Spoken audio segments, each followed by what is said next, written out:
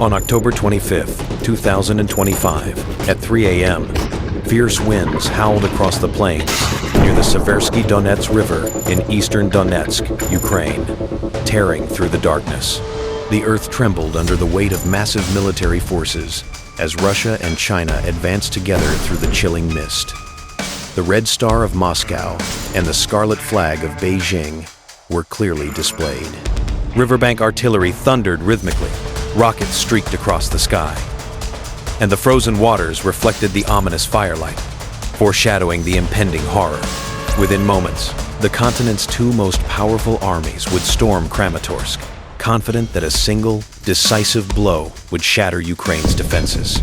The world held its breath, wondering, would Ukraine be overwhelmed by the might of these two giants?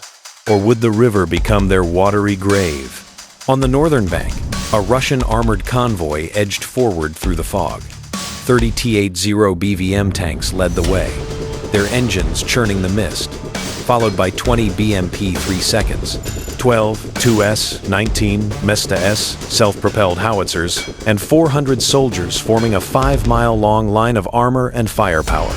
Above, two Orlan 10 drones circled, transmitting real-time data to Russian command in Belgorod every 3 seconds. From the east, their Chinese partners advanced an armored battalion comprising 25 Type 99A tanks and 20 ZBD-04A carriers, their headlights piercing the fog in a display of strength. Their objective was clear: seize the western bank, crush Ukrainian resistance, create a corridor to Kramatorsk, and establish a strategic foothold in Donetsk to reshape the course of the war.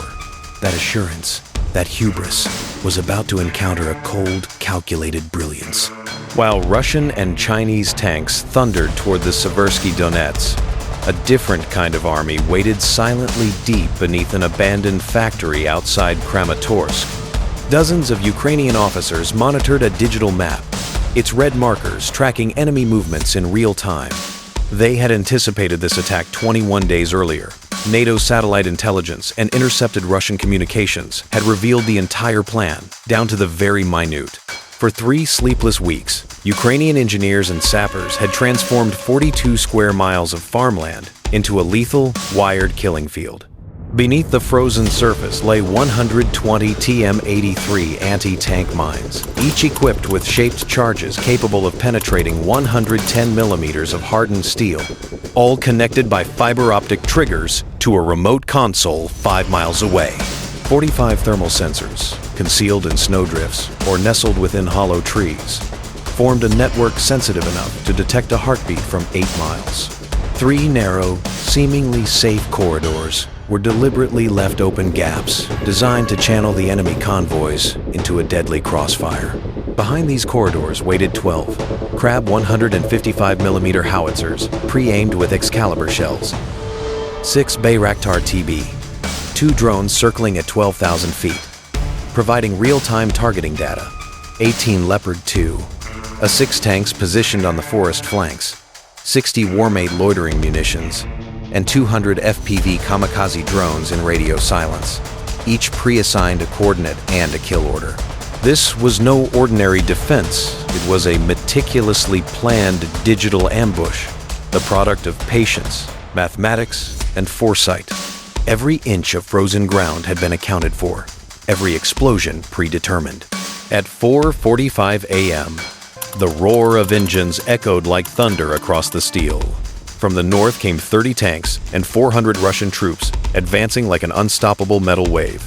From the east, 25 Chinese, Type 99A, tanks and 300 soldiers in perfect formation, their engines synchronized to the second. 30 CH-901 suicide drones circling above, tracing faint red arcs in the frozen mist. Inside the armored vehicles, officers exchanged confident smiles. Russian crews played music loudly over their intercoms. Chinese commanders filmed the advance for propaganda purposes.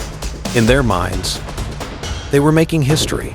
The day 2 great powers crossed the river together, convinced that nothing could stand in their way. In the Ukrainian command post, screens illuminated 2 red dots drawing closer. The commander leaned forward, his eyes steely, and issued a single word: activate. At 5:02 a.m., everything shifted in an instant. A concealed Bukovel AD electronic warfare system on the Pine Ridge unleashed a wave of electromagnetic disruption. Within 6 seconds, every Russian Orlan 10 and Chinese reconnaissance drone was rendered blind, their feeds turning to static. 30 CH-901 kamikaze drones spiraled out of control, crashing into trees, tanks, and the frozen ground in a chaotic frenzy. From the ridgeline, 60 Warmate loitering munitions ascended in formation, followed by 200 FPV kamikaze drones sweeping low over the frost, their rotors screaming like 1,000 razors. Enemy operators mistook the approaching swarm for reinforcements and tightened their formation exactly as Ukraine had anticipated. The lead T-80 BVM crept forward, its 46-ton frame crushing the snow. Then came the sharp metallic click. In the Ukrainian bunker, an operator triggered the detonator. The explosion tore through 4 inches of composite armor, sending the 46-ton tank careening sideways. Shockwaves ripped through the frozen air. 2 more tanks detonated mines, their ammunition igniting in spectacular explosions. Flames illuminated the fog in a hellish red glow. Panic surged through the convoy. Engines roared. Tracks spun. Vehicles collided in a scene of utter chaos. From the ridgeline, 12 Krab 155mm howitzers unleashed a barrage of Excalibur shells, traveling at 22,000 feet per second. The initial volley obliterated supply trucks. The second decimated command vehicles. Within minutes, over 20 armored units were burning along the river. The Chinese column attempted to retreat, but their own CH-901 drones, now blind, crashed into their tanks. In less than 5 minutes, the flawlessly executed Russian-Chinese advance had transformed into a steel graveyard. The riverbank that had promised glory now glowed with burning wreckage, a testament to arrogance consumed by Ukrainian precision. At 5:07 a.m., the valley was a blazing inferno. The 12 Krab howitzers fired again. 48 Excalibur shells, each weighing 103 pounds, soared through the sky at Mach 3.5. The first wave struck the Russian fuel column. 6 trucks carrying 60,000 gallons of diesel erupted in a single deafening chain reaction, the resulting shockwave shattering windows 3 miles away. The second wave rained down on Chinese command vehicles and artillery crews caught in the open. 1 shell pierced directly through a Type 99A turret, detonating its 125mm ammunition rack. The tank exploded like a volcano, showering molten steel across the snow. From the tree line, 18 Leopard 2, a 6 tanks surged forward, their 1,500 horsepower engines roaring, their thermal sights locking onto targets through the smoke and flames. Nearby, T-80 BVMs erupted in flames from single, precise 120mm Rheinmetall rounds. One by one, the Russian armor lines crumbled under the relentless fire. Bayraktar TB2S hovered at 12,000 feet, relaying coordinates every 4 seconds, triggering continuous artillery strikes. Chinese ZBD-04. A carriers attempted to retreat towards the river, but Ukrainian FPV drones dove in, slamming into open turrets and detonating on impact. For 7 uninterrupted minutes, the valley was a furnace. 50 armored vehicles burned simultaneously, ammunition exploding in a continuous cascade. The temperature near the river rose 60 degrees in under a minute. Snow melted into the raging inferno. By 5:15 a.m., the once proud Russian-Chinese formation had vanished, replaced by black smoke, twisted metal, and a silence broken only by the hiss of burning fuel. The frozen Seversky Donetsk reflected the fiery scene in a hellish red glow. Then, the Note-M GPS jamming array, buried 8 meters deep in reinforced soil, activated at full power. An electromagnetic wall swept across 60 square miles at nearly 186,000 miles per second. In 0.7 of a second, every Russian and Chinese signal disappeared. 92 drones, 14 radar units, and 38 encrypted channels were simultaneously blinded. 30 remaining CH-901 kamikaze drones veered wildly off course, their guidance systems fried, spiraling out of control like burning meteors crashing into their own formations. One slammed into a Type 99A, igniting 3.2 tons of diesel. Another tore open a Russian BMP-3, detonating 430mm shells.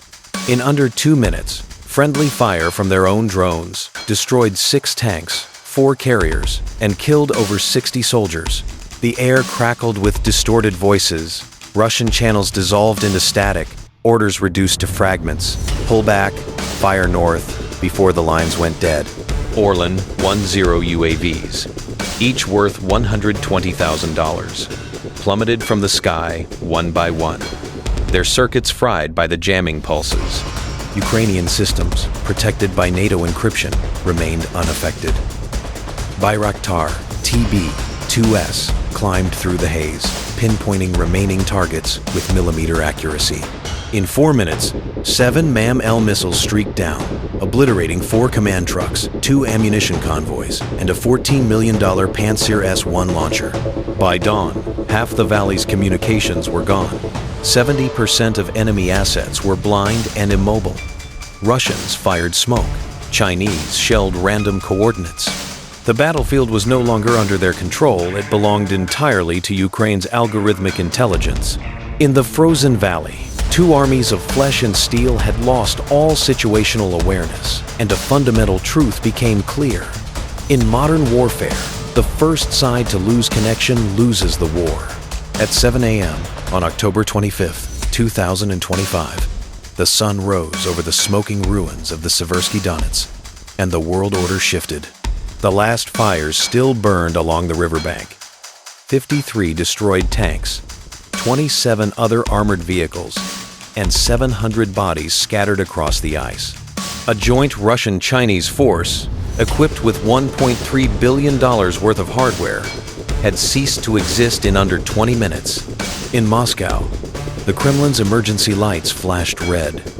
The war room fell silent, as casualty reports indicated 10,000 soldiers cut off, no armor remaining, and blank spaces where radio telemetry should have been. Intelligence chiefs whispered fragments of information, blaming a leak that had exposed Operation Twin Fangs.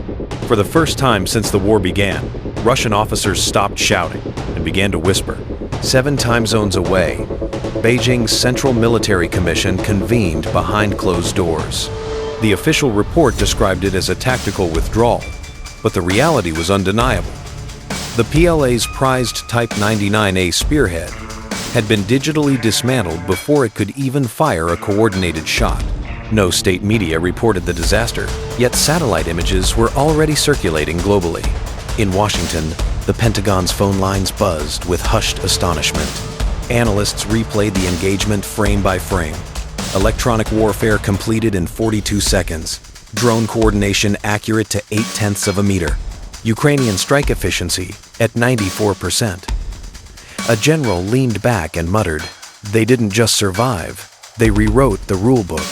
In NATO headquarters in Brussels, experts worked through the night to draft new doctrine. Algorithmic warfare response. Standard 1, recognizing what the battlefield had just demonstrated. AI-guided defense networks could outmaneuver entire mechanized armies. In Kiev, amid the distant rumble of artillery, Ukraine's commander-in-chief faced the press. Cameras flashed as he delivered a single line. "We no longer fight for land, we fight for understanding." The quote went viral within hours, resonating from Washington to Tokyo to Berlin.